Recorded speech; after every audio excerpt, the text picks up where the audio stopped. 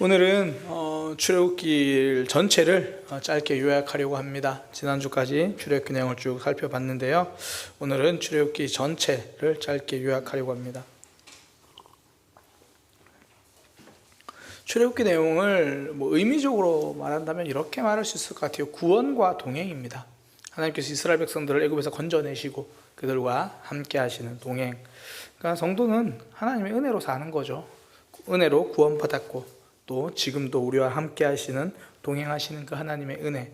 성도는 하나님의 은혜로 삽니다. 출애굽기 내용 자체는요 크게 세 부분으로 나눌 수 있습니다. 내용을 크게 세 부분으로. 먼저는 출애굽이에요. 말 그대로 애굽에서 나오는 사건. 애굽에서 나왔다. 흔히 이제 이집트 탈출 이렇게 이야기하니까 애굽에서 나오는 사건. 그러니까 이 애굽에서 나온다는 게 홍해를 건너는 것까지가 이제 온전히 애굽에서 나왔다. 이제 그렇게 보면 돼요. 애굽의 탈출이 홍해를 건너면서 완전히 애굽과 결별을 하게 되는 거죠. 그게 이제 첫 번째 한 파트고요. 여기 이제 이게 1장부터 15장 21절까지입니다. 이게 장을 좀 딱 나눠가지고 이 15장 딱 끝내고 16장부터 광야가 들어가면 좋은데 15장 22절부터 광야가 들어가요. 그래서 어쨌든 첫 번째 파트가 이 애굽에서 나오는 사건 1장부터 15장 21절까지고요. 두 번째가 이제 그렇게 애굽에서 나왔잖아요. 그리고 나서 하나님과 언약을 맺는 게 크게 두 번째 내용입니다. 몸이 애굽에서 나왔으면 이제 진짜 노예를 벗어버리고 하나님의 백성이 되는 순간이죠. 하나님과 공식적인 언약 체결, 결혼식 이렇게 말해도 될 것 같아요. 이게 15장 22절부터 24장까지입니다. 15장 22절부터 24장. 그 중에서 15장 22절부터 18장까지는 이제 애굽에서 나와가지고 광야길을 가면서 이 언약을 맺는 시내산까지 가는 여정이에요.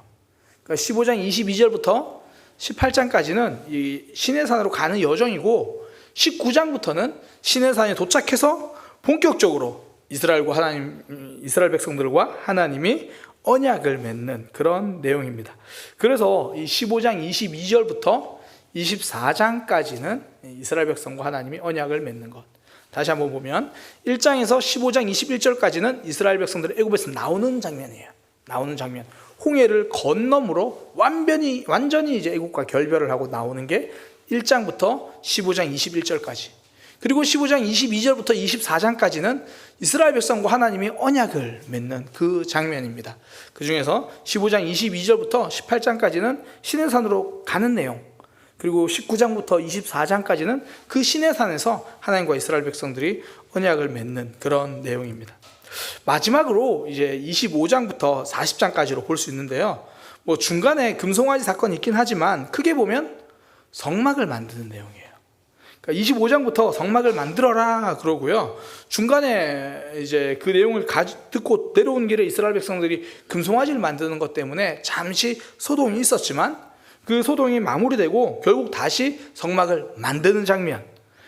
그리고 성막 만드는 장면이 39장이 끝나고 40장에는 그 성막을 하나님께 봉헌하고 내용이 끝나요.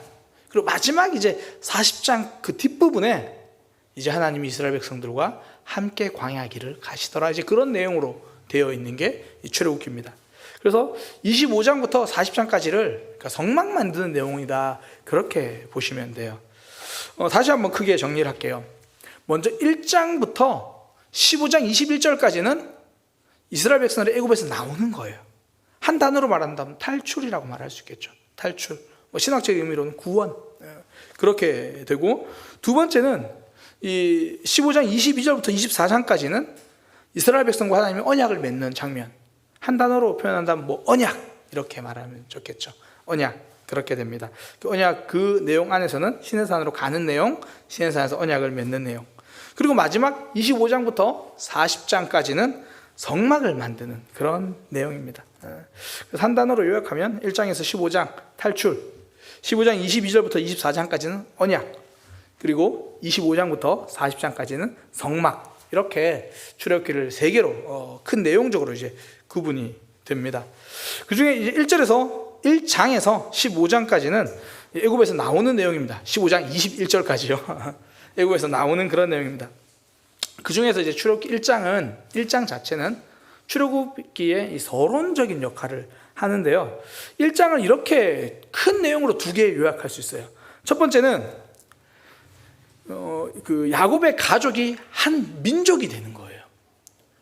70명의 가족이 들어갔다가 출애굽기 1장에서 한 민족이 되어버립니다. 그러니까 엄청난 민족이 되어버리는 것. 그게 1장에 나타나요. 그리고 두 번째는 바로 왕의 학대입니다. 바로 왕의 학대.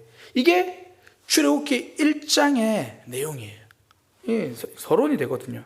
그러니까 이스라엘 백성들이 그 야곱을 통해서 그 70명의 가족이 들어갔는데 그곳에서요, 1장에 보면 세 구절이 나오는데 1장 7절에 생육하고 불어나 번성하고 매우 강하여 온 땅에 가득하게 되었더라. 12절에 학대받을수록 더욱 번성하여 퍼져나가니, 그리고 20절에 하나님이 그 산파들에게 은혜를 베푸시니 그 백성이 번성하고 매우 강해지느라. 이 딱 세 구절로 70명이 나중에 장정만 60만 3,550명이라고 말하는 엄청난 수로 불어난 걸 이렇게 딱 요약을 해버려요. 이게 1장의 주요 내용입니다. 그리고 그 다음 1장에 중요한 게 바로 왕의 학대예요. 그러니까 바로 왕이 이제 이스라엘 백성들이 자꾸 많아지니까 강제 노동을 시키잖아요. 그런데도 이스라엘 백성들의 수가 줄어들지 않으니까 산파들을 시켜서 사내 아이를 죽이라 그래요. 근데 산파들이 말을 듣지 않죠. 그러니까 이제 극단적으로 사내 아이가 태어나면 나일강에 던지라 하는 명령을 내립니다. 이게 다 1장에서 다 벌어지는 일이에요. 그러니까 왜 출애굽을 하는가에 대한 이 서론적 내용이 1장에서 다 이야기를 하는 거죠. 하나님이 약속하신 대로 민족이 됐어요. 이제 나갈 준비가 된 거죠. 그때 바로 왕이 그렇게 학대를 하니까 이제 나가게 되는 거죠. 그러니까 바로 왕이 학대한다는 건요, 이제 나갈 때가 됐다는 이야기예요. 항상 고난은 우리 인생의 방향을 수정하게 만들거든요. 하나님께로 나아가게 만들죠. 그래서 이게 1장입니다. 그 1장에서 이스라엘 백성들이 야곱의 가족이 한 민족이 되었다. 그리고 바로 왕이 학대를 하더라. 그리고 나서 2장부터 4장까지는 하나님이 모세를 준비시키는 과정입니다. 2장 1절에 이렇게 시작해요. 레위의 가족 중에 한 사람이 가서 레위 여자에게 장가들어. 그렇게 태어난 아이가 모세입니다. 모세, 이제 그 당시에 사내 아이를 다 나일강에 던지라고 했는데 태어나니까 남자아이인 거죠. 근데 석 달 동안 숨깁니다. 석 달 동안 숨기다가 더 이상 숨길 수 없으니까 나일강에 던지라고 하니까 어떻게 애를 그냥 던져요. 그래서 갈대 상자에다가 방수 잘 해가지고 넣어가지고 나일강 그 갈대 사이에다가 이렇게 둡니다. 그런데 그걸 하필 또 이제 애굽의 공주가 발견하죠. 근데 하나님의 은혜로 결국 그 애굽 공주가 아들로 삼습니다. 그리고 모세가 이제 커서 이스라엘 백성들을 도우려고 하죠. 근데 그 결과 애굽 사람을 죽이게 돼요. 그래서 이제 도망을 가서 미디안 광야로 도망을 가죠. 여기까지가 2장 내용이거든요.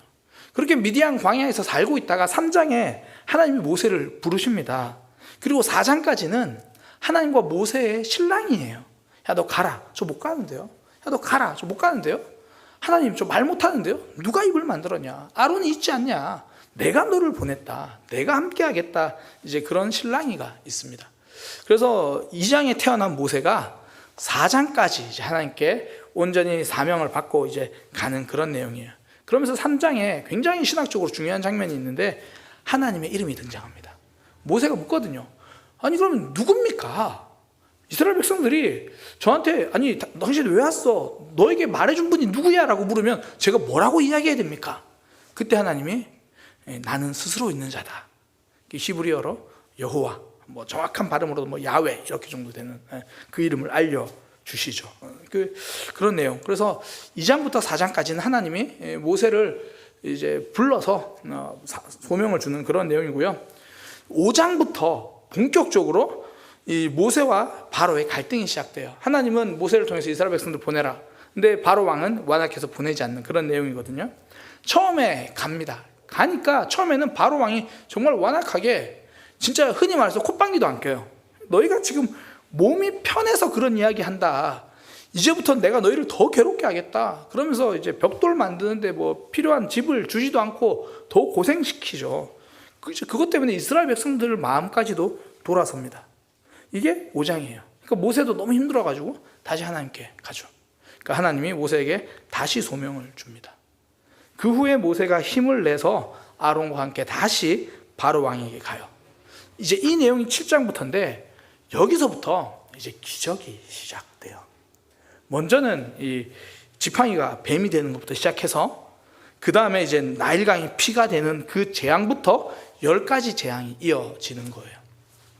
여기까지 한번 짧게 다시 말씀드리면 1장의 서론격이에요. 서론에서 이야기하는 게 이스라엘 백성들 한 민족이 되었다. 70명의 가족이 한 민족이 되었다. 그리고 바로 왕의 학대 때문에 이제 나갈 수밖에 없게 되었다. 하나님의 일하심이죠. 나갈 수밖에 없게 되었다. 그래서 하나님은 모세를 준비시키십니다. 모세를 준비시키는데 모세 힘으로 할 때는 안 되죠. 그래서 하나님이 모세를 3장에서 부르시고 4장에서 설득을 하십니다. 설득된 모세가 이제 바로 왕에게 5장에 가는데 바로 왕이 말을 듣지 않아요. 오히려 더 완악해요. 그래서 모세가 한번 좌절하지만 다시 하나님이 주신 사명을 붙들고 하나님께로 다시 이제 바로 왕에게 가는 거예요. 그때부터 이제 기적을 보여주기 시작합니다. 제일 먼저는 지팡이가 뱀이 되는 기적. 그리고 나서 본격적으로 이제 재앙이 이제 드러나죠. 나일강이 피가 되는 재앙부터 시작해가지고 애굽 온 땅에 개구리가 뒤엎습니다. 그리고 티끌이 이가 되고, 그리고 파리가 가득하고, 가축에 돌림병이 들고, 악성 종기가 사람들 몸에 생기고, 하늘에서 우박이 떨어지기 시작하고, 메뚜기가 우박을 맞지 않은 모든 식물들까지 다 먹어버리고, 그리고 흑암이 사실상 애굽의 모든 싸움이 끝난 게 흑암이에요. 왜 그러냐면 애굽의 최고의 신을 라거든요. 태양신. 그 태양신 라가 하나님 앞에서 힘을 잃어버린 게 흑암 사건입니다. 그리고 나서 마지막 장자의 죽음은요, 이제 그냥 이스라엘 백성들을 하나님께서 내가 너희를 불렀다, 내가 너희를 섞였다, 내가 너희의 생명을 붙들고 있다는 걸 알려주신 사건이 마지막 장자의 죽음입니다. 이렇게 10가지 재앙이 있고 나서 드디어 이스라엘 백성들이 나가는 거죠. 이 10가지 재앙이 의미하는 바는 가장 본질적으로는 하나님이 어떤 분인지를 애굽과 이스라엘 백성들에게 알려주시는 거예요. 그래서 이 10가지 재앙이 일어날 때마다 하나님께서 계속 강조하시는 게 뭐냐면, 이로써 너희는 내가 여호와인 줄 알리라. 이로써 너희는 내가 여호와인 줄 알리라. 하나님을 알려주시는 거예요. 그리고 이 애굽의 10가지 재앙은 단순히 자연 재앙이 아니라 전부 애굽 사람들이 신으로 섬기던 것들을 하나하나 무너뜨리시는 거예요. 그러니까 애굽의 그 신들이 태양이 신이 아니다, 나일강이 너희를 먹여주는 게 아니다, 하나님이 온전히 그들을 책임진다라는 걸 보여주시는 거죠. 그러니까 하나님을 알려주시는 거, 계십니다. 그리고 이제 여기서 나오는 게 바로 왕의 완악함. 계속 완악하게. 그리고 보면 하나님이 완악하게 만들었다. 제가 이거는 출애굽기하면서 여러 번 설명을 해드렸는데, 이 하나님의 주권적 표시입니다. 그 악인들까지도 하나님의 손을 벗어날 수 없다라는 것을 보여주는 거죠. 그런 의미에서 이제 그런 식의 표현을 하는 겁니다. 결국 완악하게 한다는 게 하나님께서 그를 돌이키지 않게 하게 하신다는 거예요. 그러니까 내버려 두심. 정말 큰 심판이죠. 내버려 두심. 이제 그렇게 10가지 재앙이 끝나고 나서 이스라엘 백성들이 나와요. 나올 때 마지막 장자의 죽음, 그때 하나님께서 우리를 구원하셨다. 그리고 하나님이 이스라엘 백성들을 애굽에서 건져내셨다는 것을 대대로 기억하라고 그때 하나님께서 절기를 하나 만들어 주십니다. 그 절기가 바로 유월절이에요. 그리고 놀라운 이야기를 하시는데, 이게 출애굽기 12장인데요. 유월절을 지키는 그 절기부터가 이제 너희는 첫째 달이다, 그렇게 이야기해요. 오늘날로 우리 양력으로 말하면 한 3월 중순쯤 이제 되거든요. 그런데 하나님은 그때부터가 너에게 첫 달이다, 이렇게 이야기를 하십니다. 그러니까 하나님이 이스라엘 백성들을 건져내신, 그러니까 영적인 의미로 구원이잖아요, 출애굽이. 그러니까 구원받은 그때가 우리 인생 시작이라는 거예요. 하나님이 그 얘기를 해 주시는 겁니다. 그래서 이제 11장부터 13장까지는 10가지 재앙과 함께 유월절에 대한 설명을 계속 굉장히 많이 해요. 개인적으로 이거 설교할 때, 출애굽기 설교할 때 굉장히 어려웠어요. 했던 얘기 또 하고 했던 얘기 또 하고 계속 반복적인 이야기가 참 많이 나와서 그랬는데, 뭐 이런 내용이죠. 유월절을 지키라. 먼저 양을 준비하고 그 양을 잡아서 피를 바르고 그 양을 구워 먹어라. 그리고 양을 먹을 때 이 무교병, 그러니까 발효시키지 않은 무교병과 쓴 나물을 같이 먹어라. 이게 어떤 의미냐면, 무교병이라는 게 발효하지 않잖아요. 그러니까 부풀 때까지 기다릴 시간이 없다는 겁니다. 하나님께서 속히 그들을 갑자기 이렇게 나가게 하는 그런 의미. 쓴 나물은 고생과 고난을 상징하죠.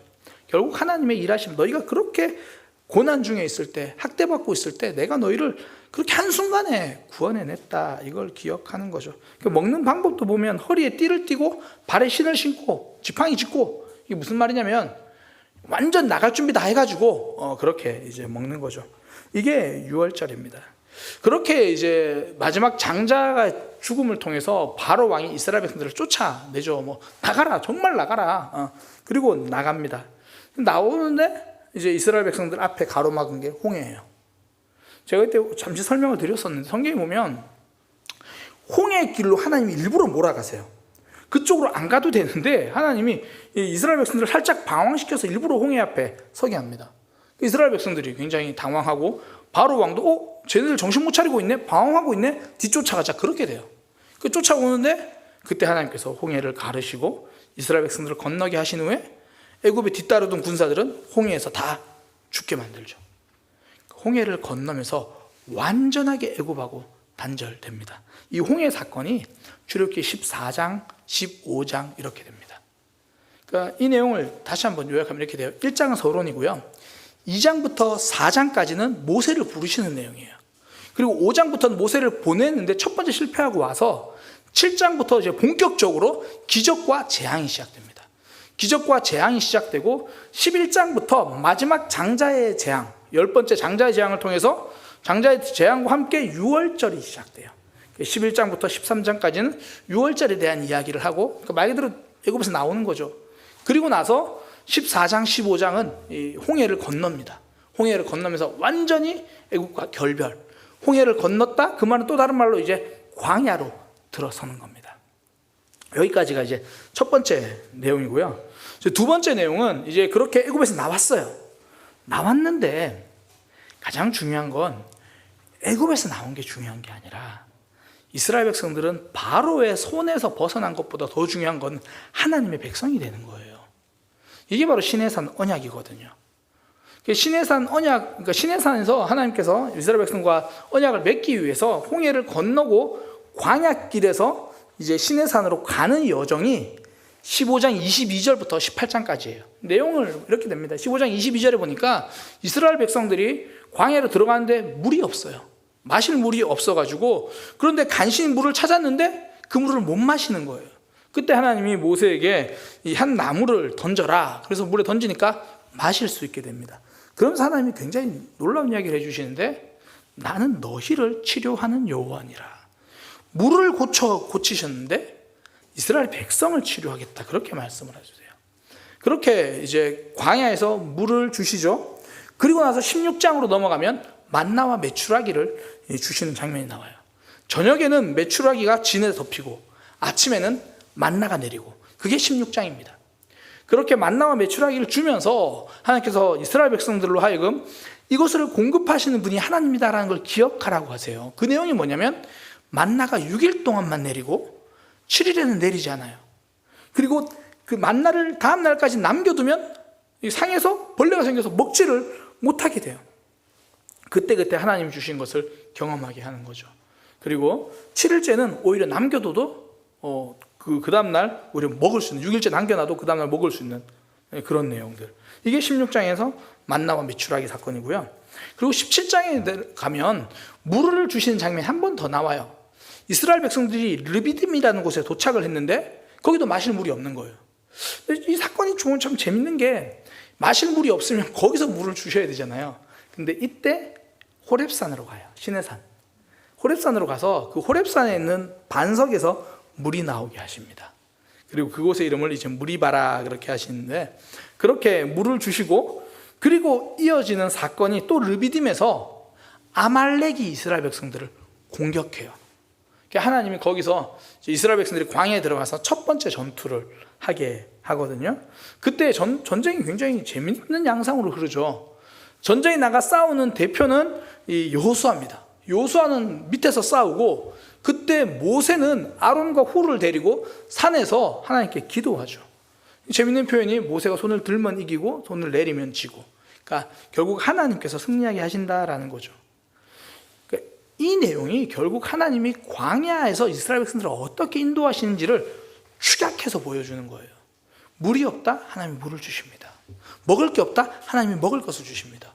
거기서 공격을 한다? 하나님이 승리하게 해 주십니다. 그래서 하나님이 어떤 분인지를 계속 이스라엘 백성들에게 알려주시는 거예요. 앞서 말씀드린 것처럼 그래서 이 마라의 쓴물 그 사건에서는 하나님이 나는 너희를 치료하는 여호와니라, 우리가 흔히 왜 여호와 라파 그 단어가 여기서 나와요. 그리고 아말렉에서 승리하고 나서 하나님이 뭐라고 말씀하시냐면 나는 너에게 깃발이 되겠다, 전쟁에서 승리를 보장해 주겠다. 여호와 니시라는 단어가 이 아말렉에서 승리한 다음에 하나님께서 알려주십니다. 나는 너희를 공급하고 나는 너희를 치료하고 난 너에게 승리 주시는 분이다. 그리고 이제 이스라엘 백성들이 시내산에 도착했을 때 하나 에피소드가 발생해요. 그게 18장인데 모세의 장인이 모세를 찾아옵니다. 모세를 찾아와서 결론적으로 이 모세의 장인이 모세에게 하나의 조언을 해줘요. 이거 보니까 모세가 하루 종일 재판한다고 있는 거예요. 백성들이 이제 뭐 물어볼 일이 있으면 모세는 찾아오니까. 그 이제 모세 장인이 그렇게 하지 말고 좀 일을 규모 있게 했으면 좋겠다. 그래서 조언을 해주는 게 1000부장을 세우고 100부장을 세우고 50부장을 세우고 10부장을 세워라, 그렇게 이야기를 해요. 그러니까 그 전까지 노예였던 이스라엘 백성들, 단순히 인구수만 많았으면 이제 하나하나 백성으로서 모양을 갖추어 가는 거죠. 그렇게 이제 형식을 갖추어 가는 거예요. 1000부장, 100부장, 50부장, 10부장. 거기가 딱 18장 딱 끝나고요. 19장 넘어가면 이제 하나님과 이스라엘 백성들이 언약을 맺는 그런 장면입니다. 성경 66권이 다 중요하고 66권에 있는 내용들이 다 중요하죠. 그런데 우리가 이제 몇 가지 성경 구절 암송하는 게 있잖아요. 예를 들어 요한복음 3장 16절이라든지 그것처럼 개인적으로 신학적으로 좀 이렇게 중요한 구절이 이 출애굽기 19장 5절과 6절이에요. 하나님이 이스라엘 백성들과 시내산에서 언약을 맺을 때 이제 나는 너희의 백성이, 너희 하나님이 되고 너희는 내 백성이 되리라, 그렇게 이야기를 하시는 거거든요. 그게 출애굽기 19장 5절 6절입니다. 세계가 다 내게 속하였나니 너희가 내 말을 잘 듣고 내 언약을 지키면 너희는 모든 민족 중에서 내 소유가 되겠고 너희가 내게 대하여 제사장 나라가 되며 거룩한 백성이 되리라. 너는 이 말을 이스라엘 자손에게 전할지니라. 이제 이렇게 언약을 맺겠다라는 겁니다. 그래서 이제 그 말을 모세가 이스라엘 백성들에게 전해요. 그러니까 이스라엘 백성들이 정결하게 하고 또 시내산 근처에는 못 오게 하고 모세가 올라가요. 그리고 뭐 중간에 모세와 하나님과 또 하나님 모세에게 다시 내려가서 다시 백성들 못 올라오게 해라, 뭐 그런 이야기들 잠시 하고, 그리고 하나님이 이제 거기서 모세에게 10계명 10가지 계명을 주시고, 그리고 10가지 계명뿐 아니라 사람과의 관계에서 지켜야 될 내용들을 또 쭉 말씀해 주시고, 그리고 하나님과의 관계에서는 주로 절기에 대한 이야기들을 해주세요. 절기를 지켜라, 그런 이야기들을 해주십니다. 여기서 이제 10계명이 나오죠. 그 10계명은 요약하면 사랑이에요. 10계명을 딱 한 단어로 요약하면 사랑이에요. 그 한 단어로 요약하면 사랑이고, 조금 더 풀어 설명하면 하나님 사랑과 사람 사랑이에요. 하나님 사랑과 사람 사랑. 그래서 나 외에 다른 신을 섬기지 마라, 우상을 만들지 마라, 하나님의 이름을 망령되이 일컫지 마라, 안식일을 지키라, 하나님에 대한 사랑, 그리고 내 부모를 공경하라부터 시작해서 사랑과의 사랑. 그런데 사실 우리가 우리의 삶이 이 10가지로 다 해결되진 않잖아요. 너무나 복잡한 일이 너무나 많으니까. 그래서 하나님이 모세에게 또 세밀하게 여러 가지 일을 알려주세요. 굉장히 많은 이야기를 해주시는데 크게 3가지로 요약하면 이렇게 돼요. 첫 번째, 악한 일은 하지 마라. 두 번째, 연약한 자는 돌아보라. 세 번째, 억울한 사람은 없게 하라. 이제 그런 내용으로 하나님 쭉 말씀해 주십니다. 그 말씀을 다 듣고 이제 이스라엘 백성들이 그러면 우리는 하나님과 언약을 맺겠습니다 라고 언약을 체결하는 것. 그러니까 쉽게 말해서 10계명이라고 하는 계약서를 다 보고, 하나님의 언약이라는 계약서를 다 보고 사인하는 그 장면이 24장에 나와요. 그래서 출애굽기 19장부터 시작된 하나님과 언약은 출애굽기 24장에서 마무리됩니다. 그래서 출애굽기 엄밀한 이제 그 시내산까지 가는 내용으로 포함해서 15장 22절부터 이 24장까지는 이스라엘 백성과 하나님이 언약을 맺는 내용입니다. 15장 22절에서 18장까지는 시내산으로 가는 여정. 그때 하나님께서 물을 주시고 만나와 메추라기를 주시고 또 물을 한 번 더 주시고 그리고 전쟁에서 승리하게 하시고 모세의 장인 이드로를 통해서 이 1000부장, 100부장, 50부장, 10부장을 세우게 하시고 이게 18장까지고 19장부터 24장까지는 하나님이 이제 우리 언약을 맺자.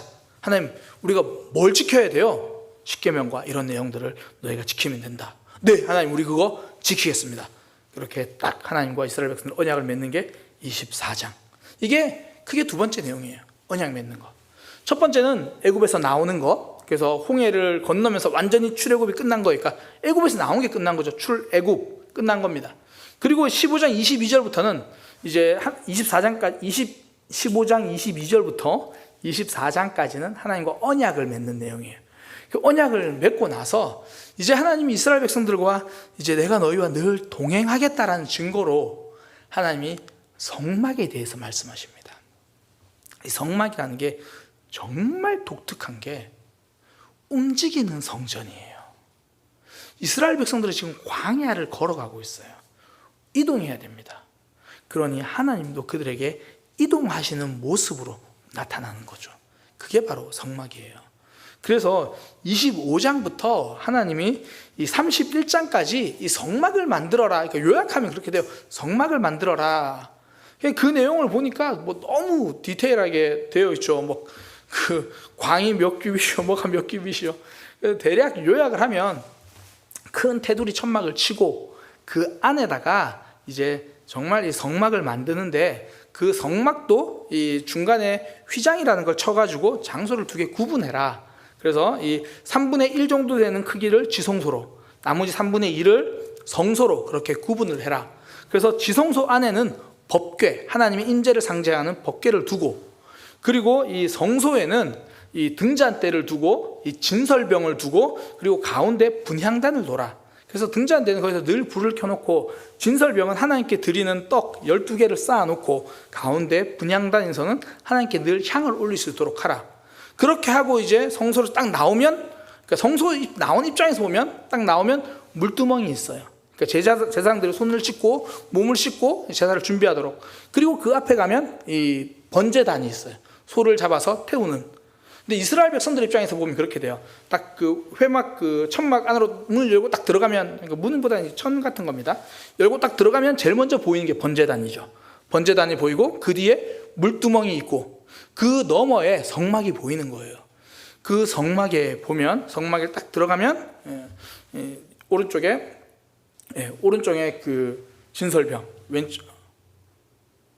오른쪽 왼쪽 헷갈리는데 양쪽에 한쪽에 그 등잔대와 진설병 상이 있고 가운데 분향단이 있고 그리고 휘장으로 가려져 있어요. 그 휘장을 안에는 그 언약궤, 법궤, 언약궤, 하나님의 궤가 들어 있습니다. 그 언약궤에 들어있는 거 가는 것도 나중에 순차적으로 넣게 돼요. 제일 먼저는 하나님이 그 안에 말 그대로 십계명 돌판을 넣게 하고요. 그리고 하나님께서 계속 이스라엘 백성들을 공급해 주셨다라는 상징으로 만나를 넣게 해요.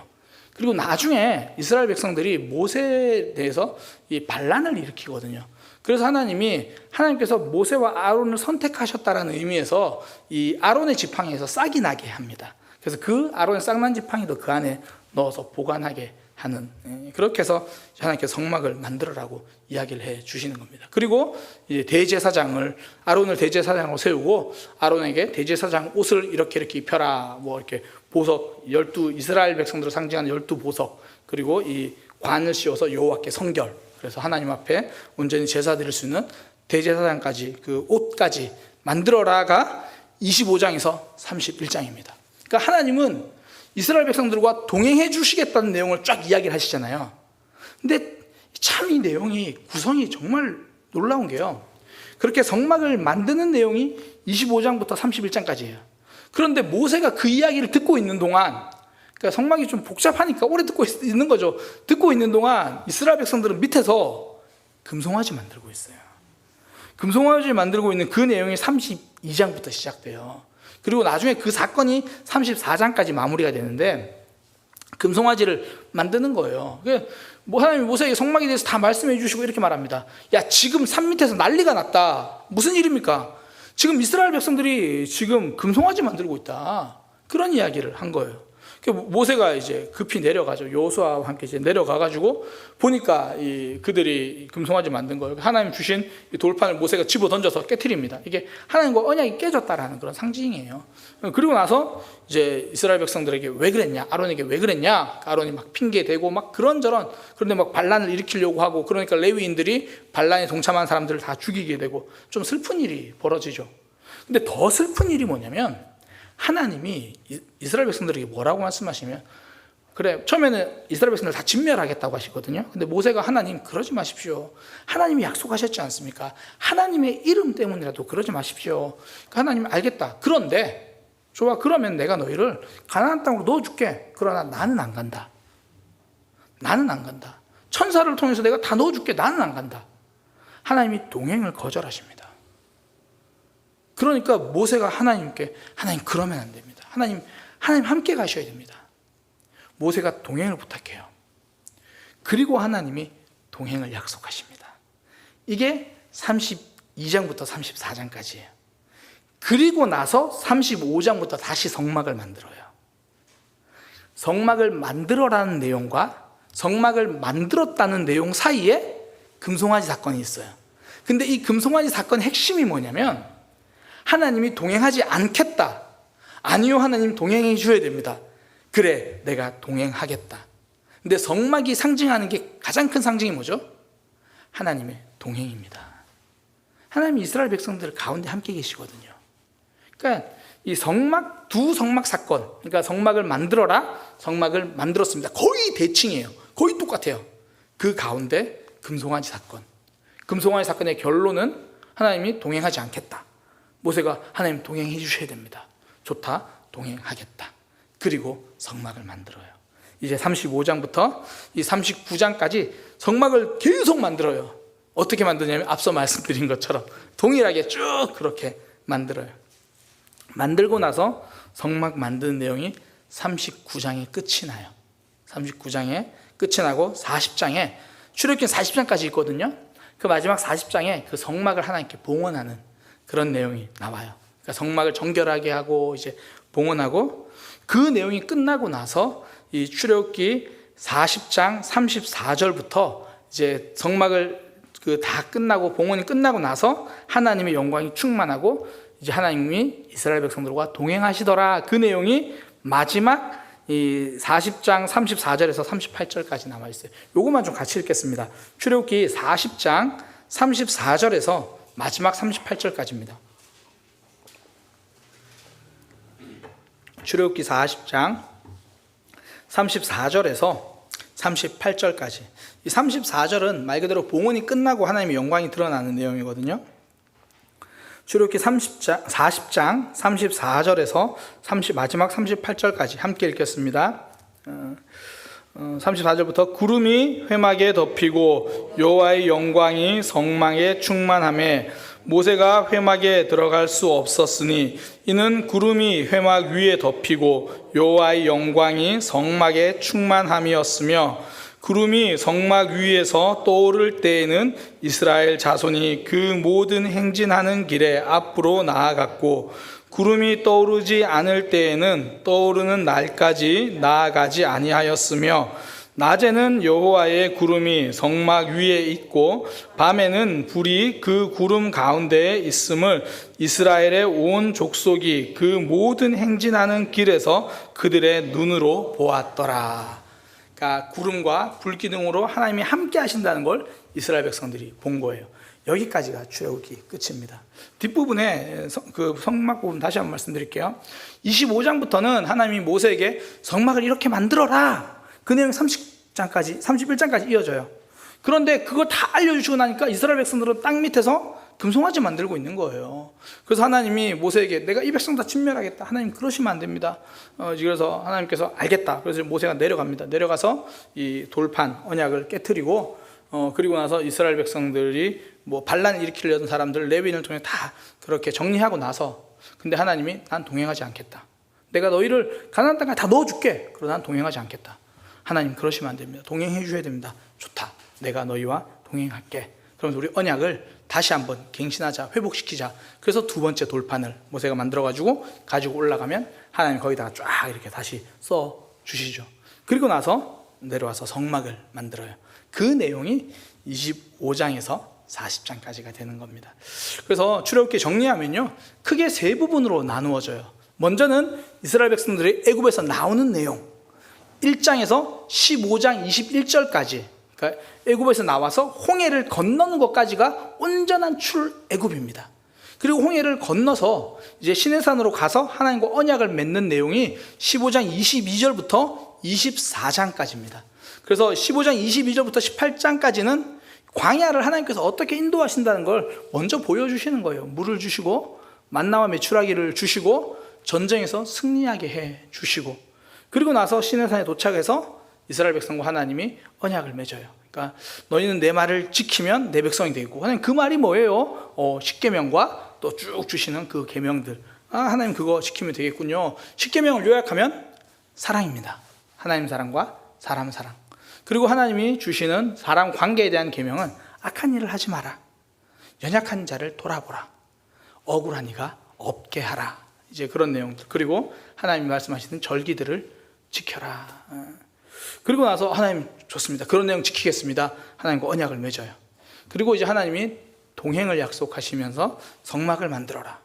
실컷 그 성막 만든 내용 다 들었는데 이스라엘 백성들은 금송아지를 만들고, 그럼 내가 동행하지 않겠다. 하나님 동행하셔야 됩니다. 내가 동행해 주겠다. 성막을 완성하고 이스라엘 백성들이 하나님과 동행하는 내용, 여기까지가 출애굽기 40장까지 내용입니다.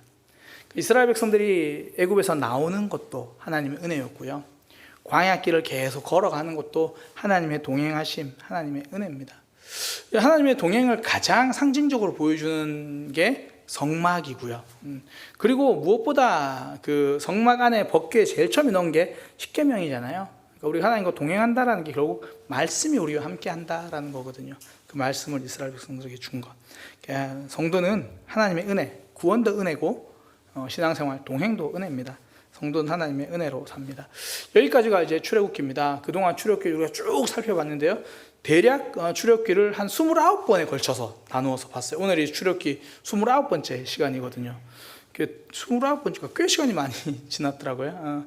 그래서 광야길을 오는데 생각보다 오래 걸려서 그 다음 주부터는 민수기로 넘어가진 않고, 제가 예전에 민수기 했던 기억이 나서 민수기도 거의 뭐 약간 비슷한 내용들에서 있는데 민수기 말고 이번 기회에 다윗의 삶을 좀 보려고 해요. 그래서 사무엘 상부터 사무엘 하까지 좀 이렇게 보려고 합니다. 그래서 그렇게 좀 다음 주부터는 또 사무엘 상 하나하나 이렇게 보면서 상하, 다윗이 어떻게 세워지고 마지막에 다윗의 삶이 어떻게 마무리되는지, 이제 그런 내용들을 또 다음 주부터 함께 또 살펴보도록 하겠습니다. 기도하겠습니다. 하나님, 출애굽기 말씀을 하나하나 보면서 하나님의 은혜로 구원해 주셨음을, 또 여전히 우리와 동행을 약속해 주셨음을 다시 한번 깨닫습니다. 우리가 구원받은 것 하나님의 은혜입니다. 또한 우리가 신앙생활하면서 하나님의 동행 안에 있다는 것 또한 은혜입니다. 이 하나님의 은혜를 기억하며 살아가는 우리의 삶이 되게 하여 주옵소서. 예수님의 이름으로 기도드립니다.